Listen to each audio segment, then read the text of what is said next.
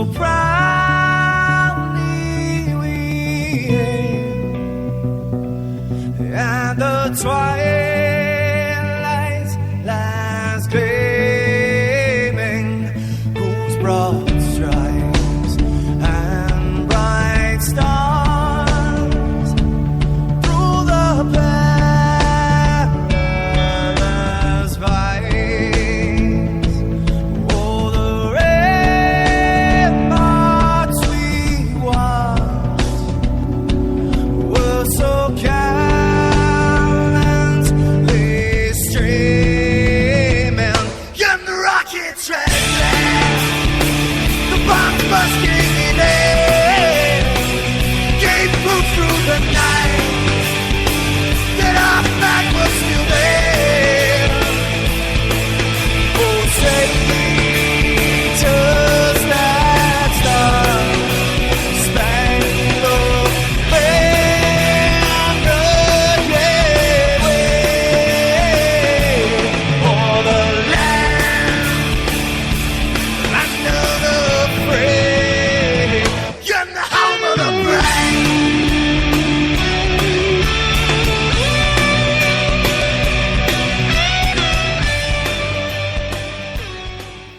Hello, I'm Willie Jones. Have you had a run-in with the local law enforcement? Last weekend, I found myself in the custody of the sheriff's department. I wasn't ready for it either. As a matter of fact, I was becoming popular a lot faster than I wanted, and my cellmates started calling me Sugar Britches. I didn't know what to do. Fortunately, I heard about Kenny Bun Bail Bonds. Kenny himself came and got me. My virtue was saved. So remember, if you find yourself against the local law enforcement, don't wait. Call Kenny Bun Bail Bonds at 256-237-9996. That's 256-237-9996. Or have somebody go by the office at number 30 East 14th Street in Anniston. That's Kenny Bun Bail Bonds. They'll have you out before you can hear the words Sugar Britches. The views and opinions expressed on the Honest Answer radio show are the opinions of Honest Answer Media and no one else. If you're hearing a syndicated broadcast of this show, don't hold it against the broadcaster. Rather, congratulate them on their openness, tolerance, and respect for the First Amendment to the Constitution of the United States of America. Thank you very much.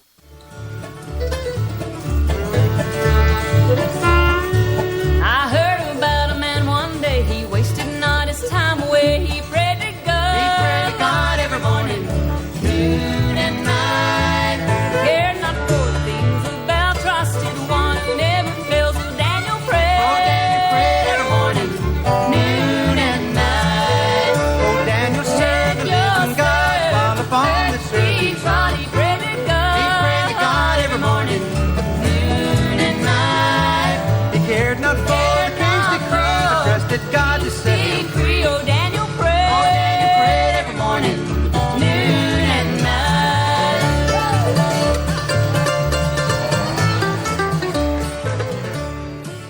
Yeah, welcome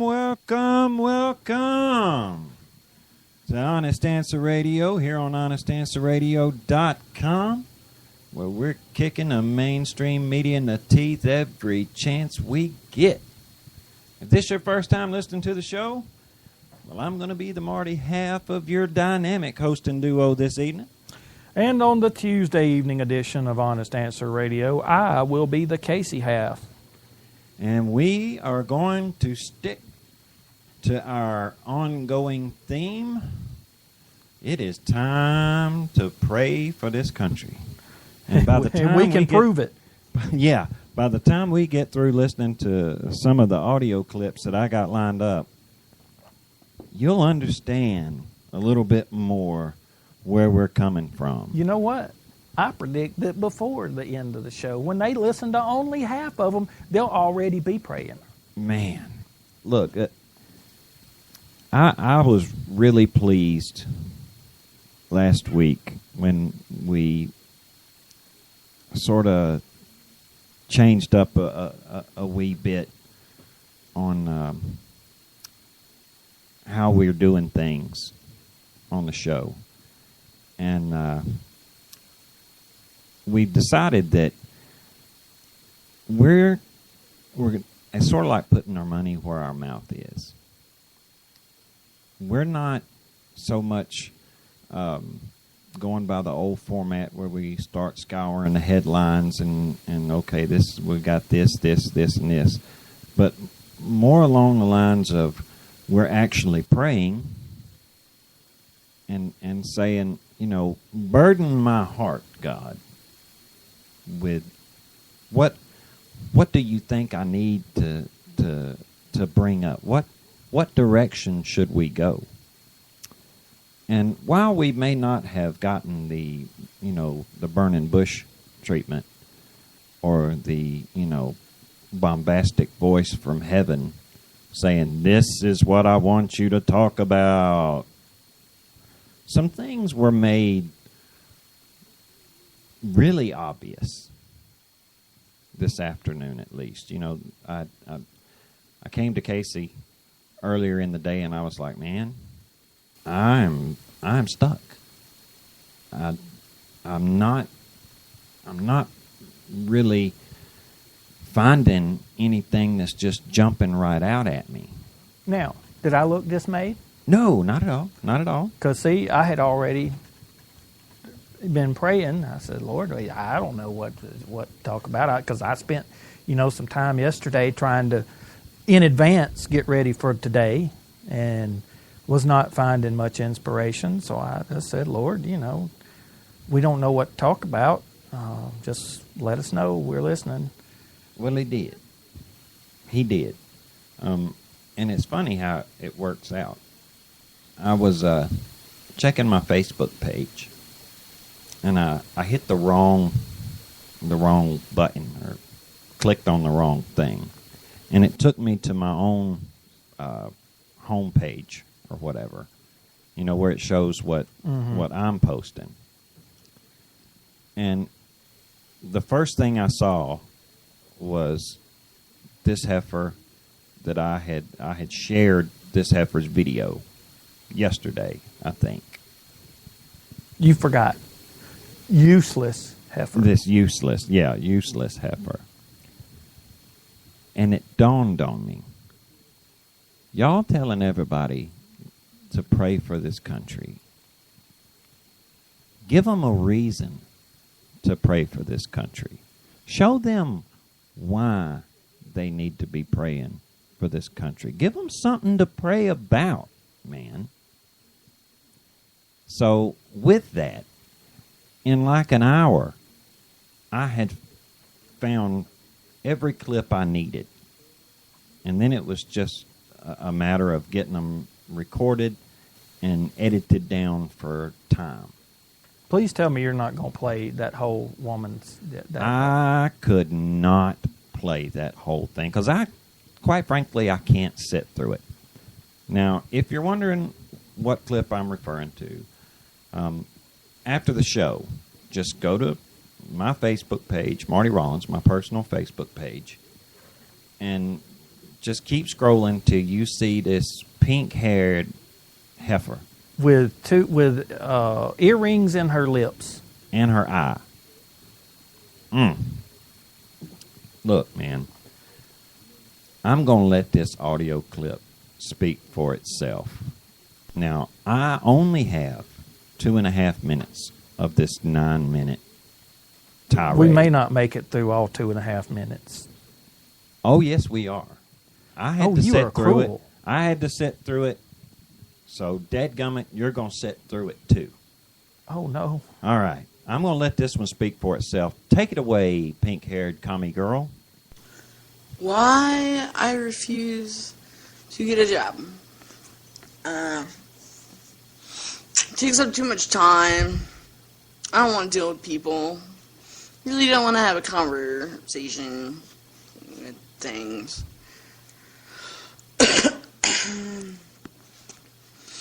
You don't know if you can die out there. I know I want to say I want to die, but I don't want to die on another person's hands. I just don't like customers. Like I do, like when it comes to art. I mean, like me personally, I'd rather just give my art away. If I can sell it, I can sell it. But I just don't want a job. I think I should always be given free money. Why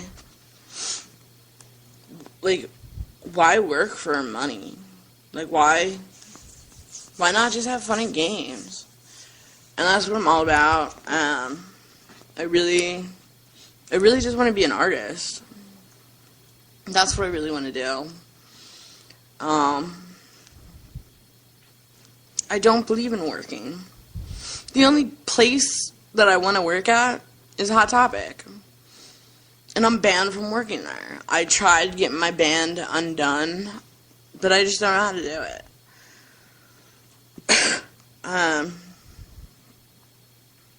That's the only place I really want to work at. I don't want to work for any other company besides my own. So I'll pretty much be self-employed my whole entire life. If I don't make a dime, I don't make a dime. Don't care.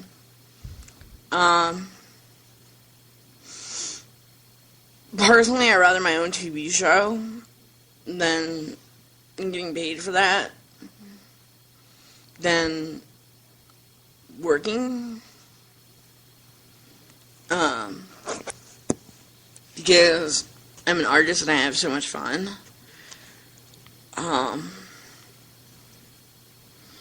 I don't care about putting food on the table. Just not one of my things. Okay. I know what you guys are thinking. You're thinking, there's no way that is real. There's no way that girl is being serious. To that, I will say, she is too stoned not to be serious. Gosh, she was wasted. Drawn out way of talking and the slurring of the word. Look, you can't fake that. Okay, that is a pill high. She is on some serious pharmaceutical. Yeah, we ain't talking medication here, folks. Well, I don't know. I think that she is on something that came out of a pill bottle that was prescribed to somebody. To somebody, yeah. Maybe not her. But in this day and age, it's really hard to tell because it very well could be some of her antipsychotic, anti-depression meds. This broad, she also said she doesn't care about putting food on the table. And that could be true. But she does care about somebody putting it on the table because you only have to see her to understand that she does like to eat. She really likes to eat. Look, I chose that video first. Because he wanted to make y'all good and sick right off the bat. Come on, just admit on up. Well, you know, all you got to do is go to the closest college campus near you and go down like fraternity row, sorority row, and you will find at least half a dozen of those in each house. You didn't play it on that clip, but at one point she said she felt like she should be paid for her grades in school. Yeah, she should be paid to go to school. And if she makes an A, she should get paid. Yeah. Yeah. Because she's an artist, you know, and she just really wants to do art. Why can't it all be fun and games? Because that's what she's all about. It's fun and games. And if she does have to be a slave to the man, she wants to be a slave to Hot Topic as soon as she figures out how to get her band unbanned. You and I both, we've had some jobs that we really liked. Mm-hmm. Let's face it. I mean, you and I both have been fortunate in that area, in that probably the larger portion of the jobs that we had, we wanted those jobs. Yeah. And we liked it because we liked the work. Mm-hmm. Now, we've also both worked a couple of really, really crappy Oh, yeah. jobs because food Oh, yeah. had to be put on the table, bills had to be paid, and we just had to do some crappy work. And we probably paid for that girl to sit at home and like do her art. Do her art and her drugs, and not in that order. But I mean, I wish all. I actually don't want life to be all fun and games. I mean, really, because then they're not fun anymore. Well, look, man, like I said, I chose that video because I have seen with my own eyes, as I'm sure a lot of other people listening to this have seen with their own eyes too. They've seen these people out there. We've all seen this girl somewhere in our own locales. They're everywhere, Not particularly at right work, now. though. No, You didn't see them at work, no. though. But since 2008, we have watched the food stamp, the number of people on food stamps in this country, like triple. There was the big push to have unemployment compensation extended for 3 years. Look, the job market sucks. If you're looking for work right now, you understand what I mean. It's hard to find work. Any work. But then when you see these kinds of people who are perfectly content in living off of someone else, Everyone else, Yeah. actually. they have no problem with the concept of socialism or communism because A, it is giving them the ability to kick back and not work or work. It can be their choice because the government does all the thinking for them. And there'll always be, these are the types of people like on MSNBC, Melissa Harris Perry, isn't that her name? Calling for the universal paycheck, where everybody just gets a check from the government. They get paid a living wage just to be a citizen. And things like that are said on major news networks like MSNBC, and it fuels. The only problem with that philosophy, though, is that even in the former Soviet Union, which was as communists get, even in communist China, You gonna work. you're going to work Uh-huh. because it's from each according to his abilities to each But they according forget to their about that needs. part. Yeah, see, And artists. I got news for you, honey. Artists are the first to go under communist regimes because they ain't got time for that. They ain't got time for no art. You've got to get your behind to one in of them that assembly farms. line, or on a farm and get to doing the people's business. This, I said that I would understand if you guys thought that there's no way that could be real. But see, I was ready for that because just last night on Bill O'Reilly's show on Fox, he did his segment there with his producer, Jesse Waters. He sent Jesse Waters to Vermont, arguably the most liberal state in the Union.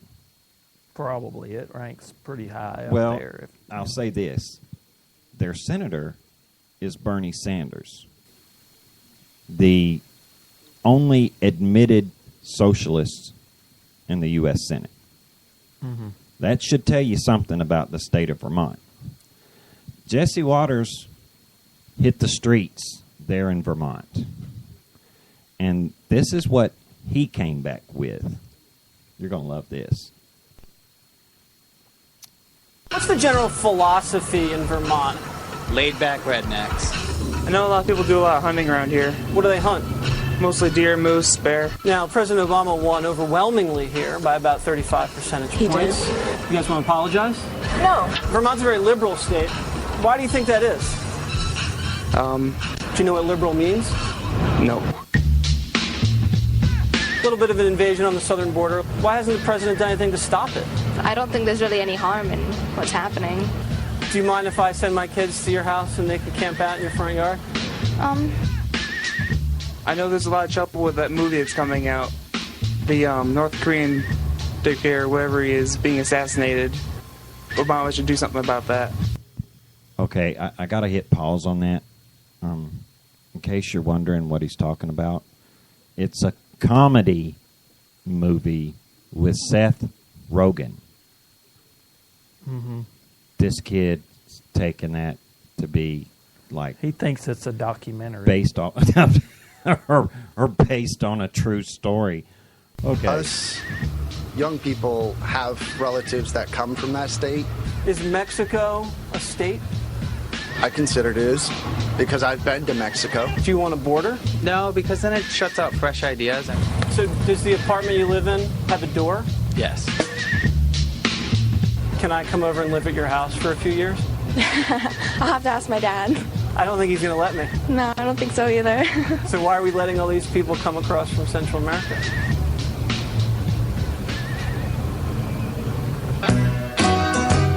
Al-Baghdadi, running wild across the Middle East. Does that bother you? Yeah. You know who al-Baghdadi is? No idea. He's that leader of the terror army that's taken over about a third of Iraq. Yeah. Why do you think the president's allowed the terrorists to take over a third of Iraq?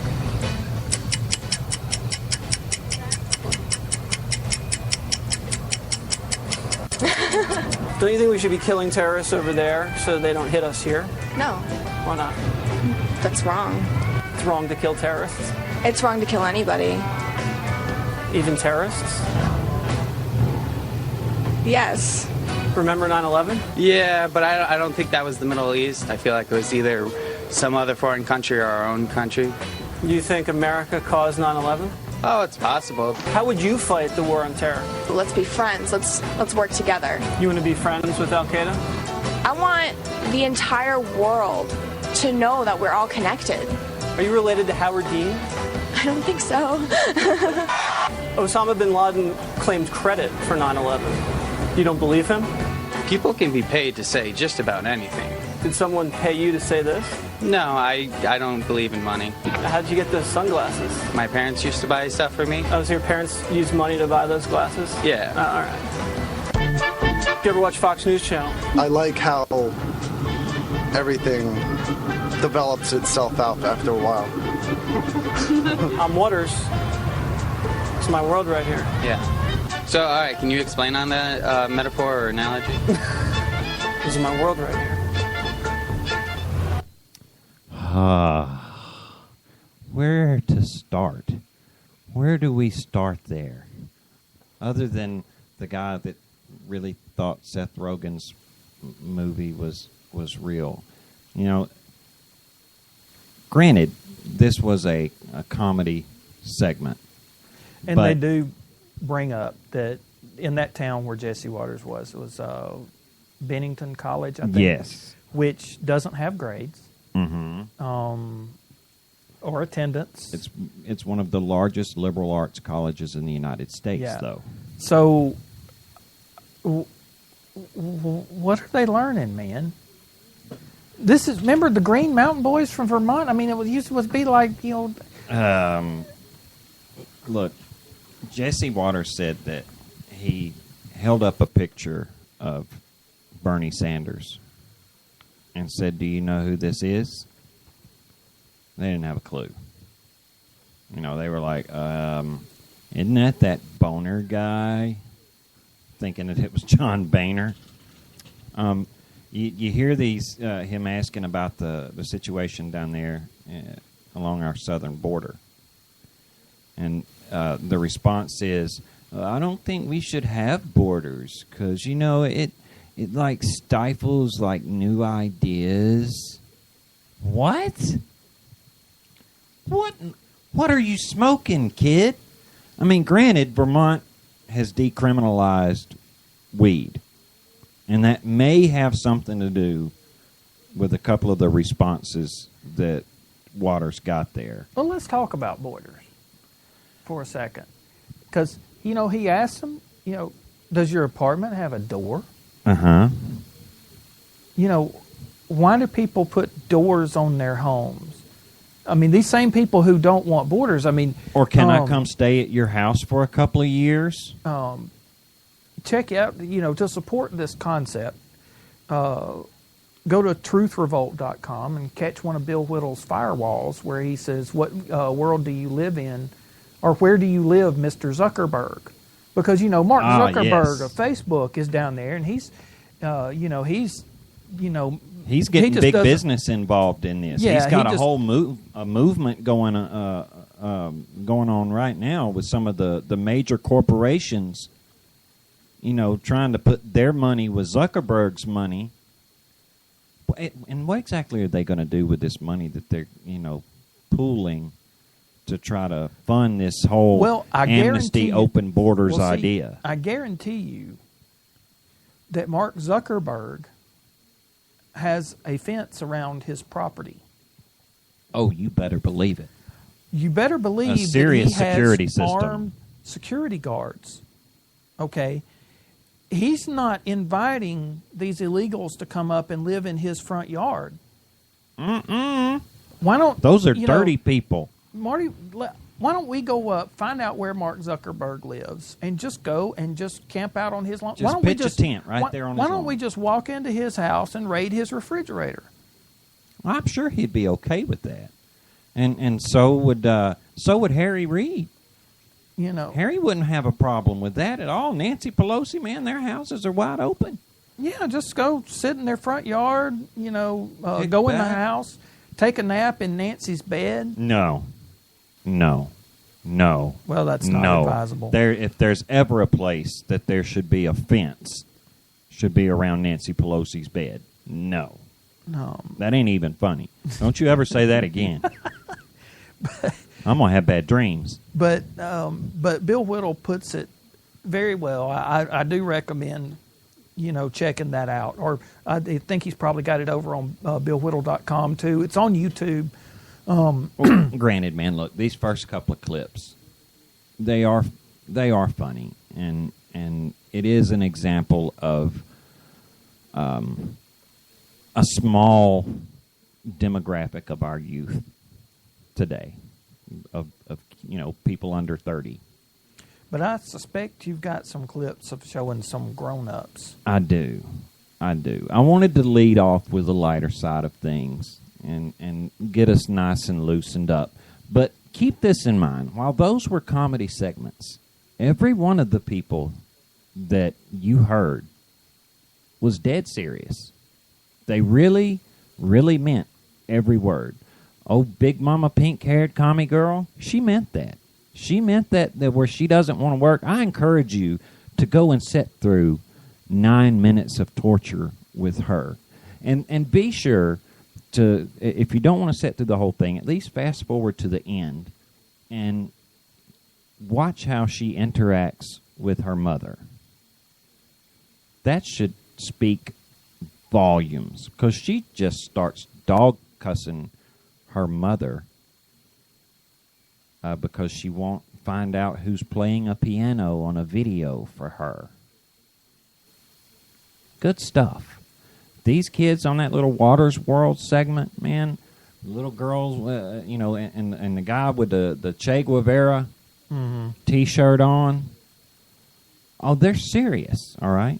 They mean what they say when they, we don't need borders, And old dude saying Mexico's a state because I've been there. Okay, I don't think he meant New Mexico there, dude. But whatever.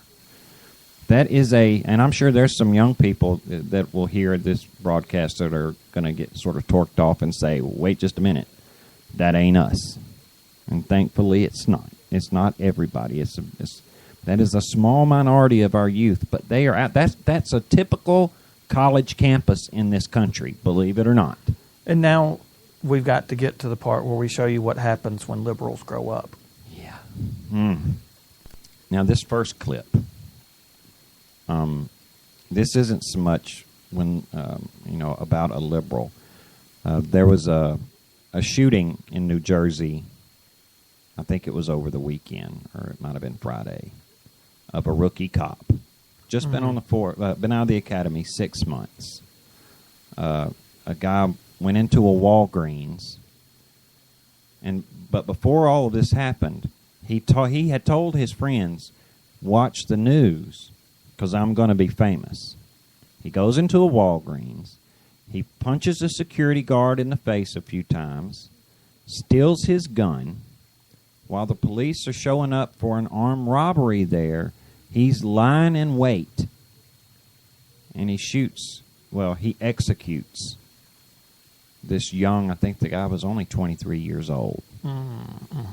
Now, right there in that neighborhood, the people that live in that neighborhood have put up a memorial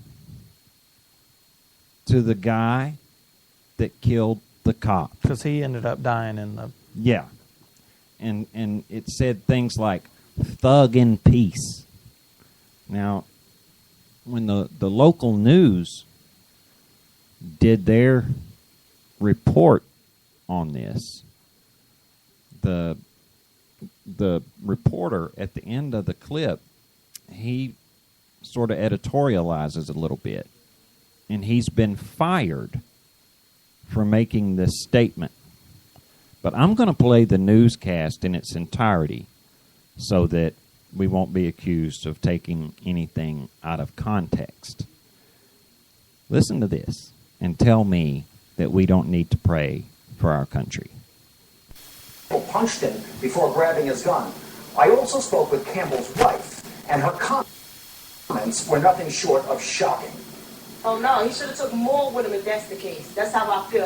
That's God forgive me, but that's how I feel. If that's the case, he should have took more with him. If they was gonna stand over my husband and shoot him like a dog, he should have took all of them out, and that's how I feel. Angelique Campbell said repeatedly that her husband didn't go nearly far enough in a shooting rampage that killed rookie cop Melvin Santiago. Standing next to an impromptu street memorial to the father of their 6-year-old daughter, she expressed little sympathy for the murdered officer or his grieving family. Ms. Campbell also had no sense as to what prompted the 27-year-old ex-convict to commit an apparent premeditated attack on unsuspecting cops. Did he give you any indication going into this as to what? No, I was asleep. Sorry for the officer family. That's, whatever. But at the end of the day, you got a family too. All they care about is an officer. All they care about is an officer. Ms. Campbell echoed the anti-cop mentality of many we spoke with in that crime-ridden neighborhood today. Law enforcement officials say Officer Santiago was committed to serving the people of the 4th District, the most dangerous in Jersey City. So dangerous, in fact, that Walgreens security guard Pierre Monsanto felt compelled to carry a handgun at work. He told News 12 New Jersey that Lawrence Campbell punched him twice in the face before grabbing his gun and then opening fire on police. He hit me right here, my head. Oh, he punched you? Yeah. And then what, he grabbed your gun? Yes. What kind of gun did you have? 45. 45 caliber? But you're licensed to carry it? Yeah. What was this guy's mental state when he came in? Did he look like he was high on drugs? Did he look crazy? Well, I don't know. What did he say to you? No, he just asked me, he want to get some cut. I said the cut is right here. Now, it's worth noting that we were besieged, flooded with calls from police officers furious that we would give media coverage to the life of a cop killer. It's understandable. We decided to air it because it's important to shine a light on this anti-cop mentality that has so contaminated America's inner cities. This same sick, perverse line of thinking is evident from Jersey City to Newark and Patterson to Trenton. It has made the police officer's job impossible, and it has got to stop. The underlying cause for all of this, of course, young black men growing up without fathers. Unfortunately, no one in the news media has the courage to touch that subject. Rick? Okay, that last comment there, where he said the underlying cause of all of this. is young black males growing up without a father. Now, Al Sharpton has made that same comment. Not about this incident, but in the past. So's Reverend Jesse Jackson. So has Reverend Jesse Jackson. So's Bill Cosby. Of course, he gets, racked on for saying stuff like that. So has Alan West. So has Clarence Thomas.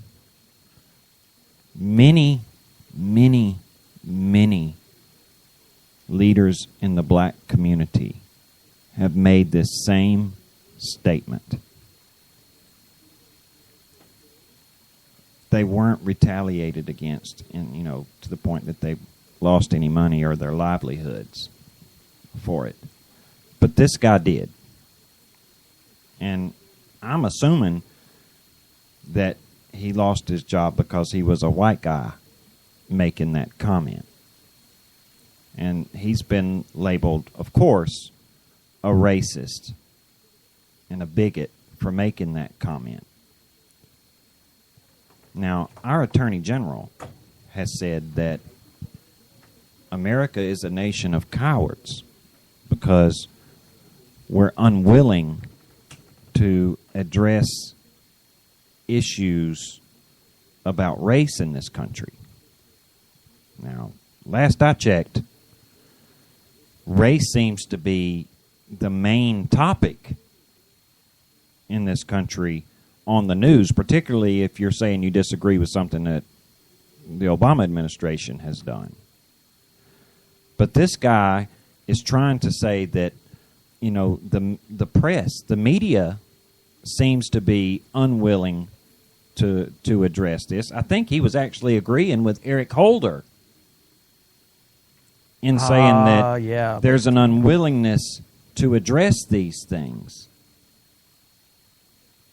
But the man is 100% correct. In that community there where this happened, that is an underlying cause.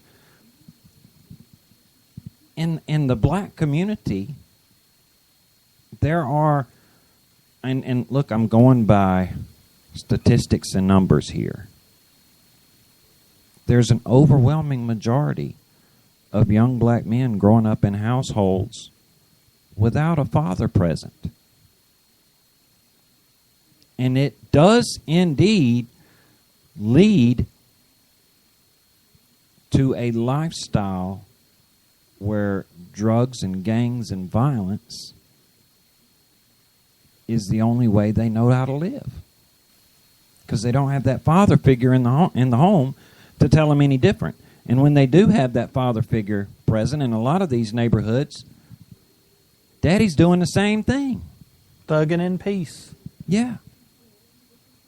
So when a person of a different race, other than the African American, tries to address this issue and speak out about it, well, he's fired for it. It pretty much leaves us not knowing which way to turn. Exactly who can speak out about this? Who can say anything about this? How are we supposed to address these issues, Mr. Attorney General, if we're going to be fired for attempting it? You want to talk about a catch-22. And they're glorifying the cop killer. Well, first off, we're not a nation of cowards. We are a nation of people with strong opinions, and we're being told that we can't express those opinions by people like Eric Holder. Yeah. Well, it's okay. From what I understand, if you're a man, you're not allowed, or you shouldn't be allowed, to speak about issues involving female reproduction. Well, specifically abortion. Yeah, specifically abortion. If you're a man in this country, you shouldn't be allowed to have an opinion or speak your opinion on the issue of abortion. If you're a white person in this country, you shouldn't be allowed to have an opinion or voice your opinion on issues involving any other race. Well, let me quibble with you there, because people of every other race feel perfectly free to criticize white people. Yes, they do. They absolutely do. We're the only people who can be racist, according to critical theory. Yeah. You know, I was watching a documentary earlier today about Dr. Stanley Livingston. He had witnessed the worst massacre of slaves on the continent of Africa. It was involving like 300 or 400 slaves being shot by the slave traders. They just opened fire, indiscriminately shooting into the crowd.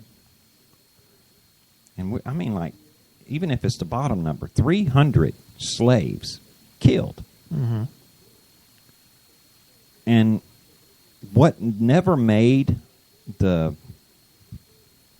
like, when it was reported in Europe, mm-hmm. and even to this day, it's not been told that those slave traders that did the shooting were themselves Africans, same race.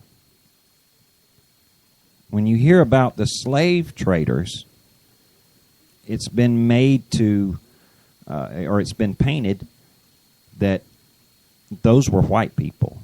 The White slave Europeans. traders were white Europeans that were doing all of the slave trading and all of the abuse, when just the opposite was true in the majority of cases. At least on the continent of Africa, the majority of slave traders were themselves African. And I bring that up because in this country, like Casey said, white people are the only people capable of being a racist in this country. If you go by the Melissa Harris Perry, Toure, Al Sharpton, Jesse Jackson, yeah. and our Attorney General, yeah. Eric Holder. We had that case in, wasn't it Michigan, with the new Black Panther Party? Or it might have been Pennsylvania. I think it was in Pennsylvania. Well, either way, the new Black Panther Party was standing out front of the voting place. In 2008. Yeah. Threatening people with billy clubs and saying, you know, you better vote for Barack Obama and all this kind of stuff. Voter intimidation. Mm-hmm. Yeah, but Eric Holder wouldn't investigate that. No. It was a matter of fact, there was a memo that went around the Justice Department that the only cases of voter intimidation that were going to be prosecuted would be when the intimidator was a white guy or a white person. Tell me we don't need to pray for our country. I dare you. We have painted ourselves into a corner in this country now where we've got issues that need to be addressed, but when we try to address them, we are punished, persecuted, fired.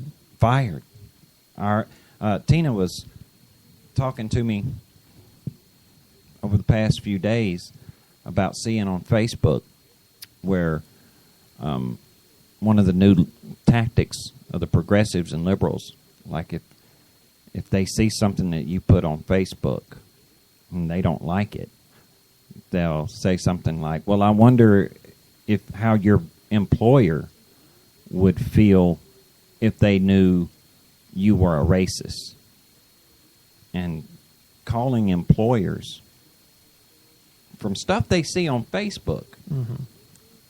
and trying to get people fired because of an opinion they had. This next clip that I'm going to play is, to me, the scariest clip of all. And it's still involving the issue of racism. But it's scary to me because of who is doing the talking here. Because this person carries a lot of stroke in this country, whether we like it or not. Listen to this clip and tell me let's play Find the Bigot. You've talked about the fact that you and the president are sometimes treated differently. Those were your words. What did you mean by that? Well, there's a certain level of vehemence, it seems to me, that's directed at me, directed at the president. People talk about taking their country back. I can't look into people's hearts, look into people's minds, but it seems to me that this president has been treated differently than others. Now, Al Sharpton, when you gave that speech, said that he thought it was about race. Those were his words. Are they yours? Now, there's a certain racial component to this for some people. I don't think this is a main driver, but for some, there's a racial animus. Some Republicans would say to the president, to you, there they go again, raising the race issue in regard to how the administration functions. Do they have a point? No, I mean, what I just said was that is only, I think, a driver for some people. There is a lot of ideological, a lot of ideology that drives this criticism. It's interesting to me that for whatever reason, Republicans decided early on that this was a president they were just simply not going to cooperate with.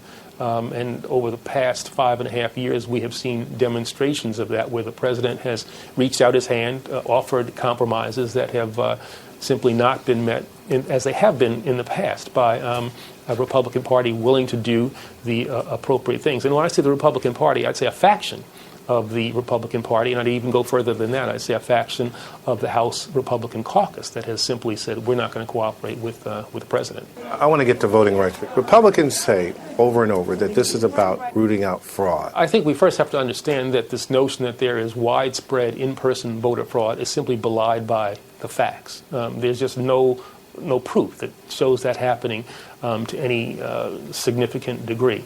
I think these are basically political efforts to try to make sure that certain groups that are not supportive of those in power, it's made more difficult for them to have access to the ballot. And you look at the way in which these voter ID efforts, for instance, who is disproportionately impacted by them: young people, African Americans, Hispanics, older people who, for whatever reason, are not necessarily supportive of the Republican Party. Do you expect to take action in the coming weeks to deal with some of these issues? We have already filed suit in Texas and in North Carolina. I expect that we're going to be filing in cases that are already in existence in Wisconsin as well as in Ohio. We are 50 years away from Freedom Summer. We're 50 years away from the death of 3 brave civil rights workers, a year away from the 50th anniversary of the 1965 Voting Rights Act. While I'm Attorney General of the United States, I will not allow people to take away that which people gave their lives to give, and that is the ability for the American people to vote. It's the most basic of all of our rights. It's the most treasured of all of our rights. And I'll use every ability that I have, every power that I have as Attorney General to defend that right to vote. Looking at race, Donald Sterling's comments about black people, that controversial rancher out in Texas saying that African Americans might be better off as slaves. Where do you think we are in terms of race relations? And obviously, we have an African American president. Progress. Look at you and I. We're sitting here in London doing this interview. Where do you think we are realistically in terms of race? Well, I think we're in a fundamentally better place than we were 50 years ago. We've made lots of progress. I sit here as the first African-American Attorney General serving the first African-American President of the United States, and that has to show that we have made a great deal of progress. But there's still more we have to travel along this road so we get to the place that is consistent with our founding ideals. And I'm very optimistic that this country will get there. It happens in fits and starts, and there are going to be incidents that we're going to have to deal with. But we should learn from those incidents, learn how we talk to one another, learn how we come up with policies that will make America the nation that it is capable of. All right, that's almost 5 minutes. And there was only one topic that they spoke about. Race. Race. Race, race, race, race, race, race, race. Who's the bigot here? Now, the reporter was an ABC reporter asking these questions. This clip came from White House Blog.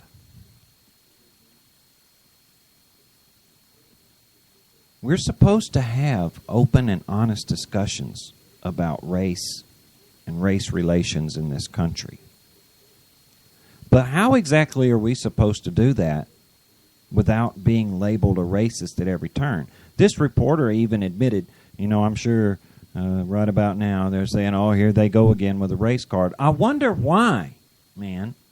Why, Mr. Holder, would we be saying, oh, no, here they go again with the race card? As a white person in this country, I don't know what to do. I'm stuttering and stammering here, trying to tiptoe around this issue myself because I don't want to be labeled a racist. Because there's virtually no way to talk about this without it. There's no way to have this conversation without the white guy being labeled as a racist. I've gotten to the point where I don't really care anymore. But we've got to. Well, about I don't care what I'm called. Because, on MSNBC they keep saying we don't, nobody wants to have this conversation. We're having it. We're trying to have it. But what we're saying is every time somebody screams racism, it ain't racism. Every time somebody who happens to be white criticizes the president, it's racism. You want to say that to those people down in Chicago who put out that video this weekend? They were all black, and they were criticizing the president. Or when the black person criticizes the president. He's Uncle Tom. He's an Uncle Tom just taking up for the white guy. Who's the racist here? And I keep bringing up, your people are being punished for this. That the reporter there, that in the clip that I played prior to this, he lost his job for making an observation that had been made by many people in the African American community, many of their leaders. He was just reinforcing something that had already been said. That's why he felt safe making it. Al Sharpton made this point. Reverend Jackson made this point.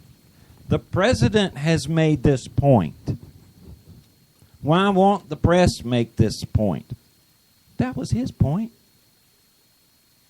He got fired for it. He got fired.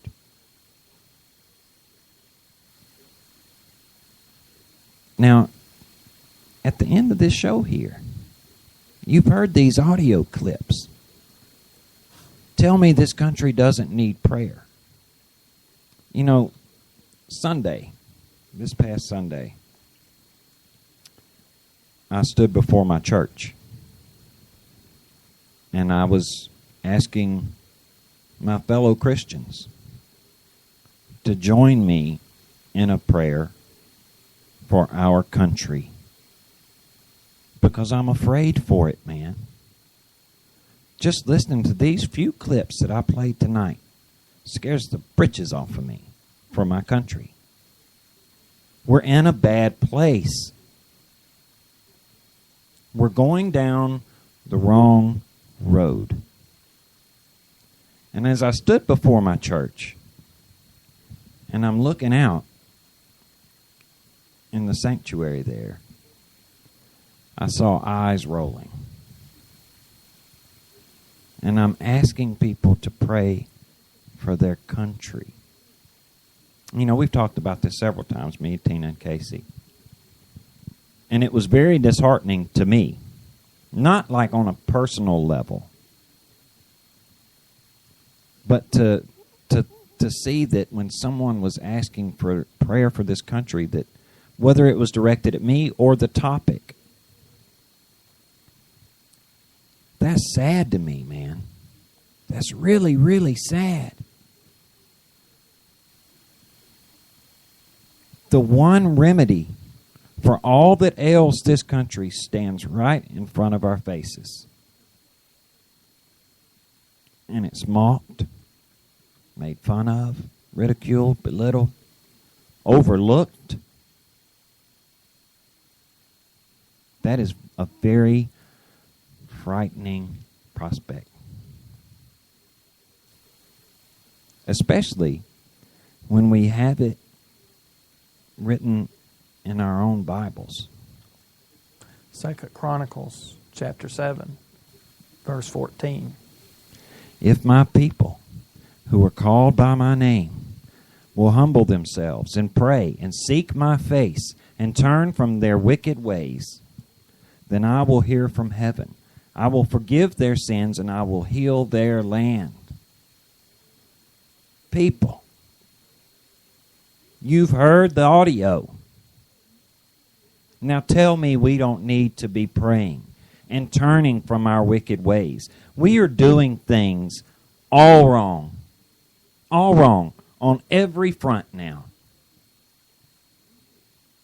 We have an election coming up in November. If there was ever a time for prayer in this country, it is now. Republicans, Democrats, conservatives, liberals, everybody. You know, Glenn Beck has sent truckloads of food and toys and things like that down to the border, trying to do the right thing. To feed the hungry. To feed the hungry. Trying to do the Christian thing. We can disagree about the policies and the politics, but we've still got to do what's right. When someone's hungry, you still got to feed them. While we're trying to figure out what to do with them.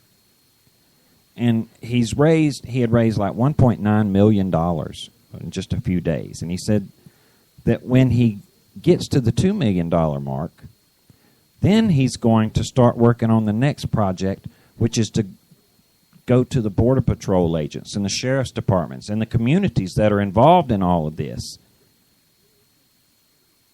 and raise money for them and ask them, what do you guys need? He got to the place of sending food and toys and things because he went to the churches down there and asked them, what do you guys need? They've dumped all of this on you. The churches are the ones being asked to house these kids and take care of them. So he went to the churches and said, what are your needs? How can we help you? Christian to Christian. They said, we need food, toiletry things, toys. No problem. I'll get it to you. Now he wants to go down and work at the other side of it and talk to the people in enforcement in the communities and help them out. Doing the Christian thing isn't always popular. It isn't always easy. But it was never promised any of that. It was never promised to be easy or popular. But it's still got to be done. Same thing with prayer. It's the most fundamental Christian value that we have, is to have that conversation with God. Having the conversation is in and of itself an acknowledgement of God. it can, no, it will be what saves us. It's the only thing that is going to save us. We have got to humble ourselves. And seek the face of God. Seek the face of God. All right, guys, it's Tuesday. That means we will see you again on Thursday. Until then, maybe we can hold it together and as a nation hit our knees and pray. Can we do that? Good night, y'all.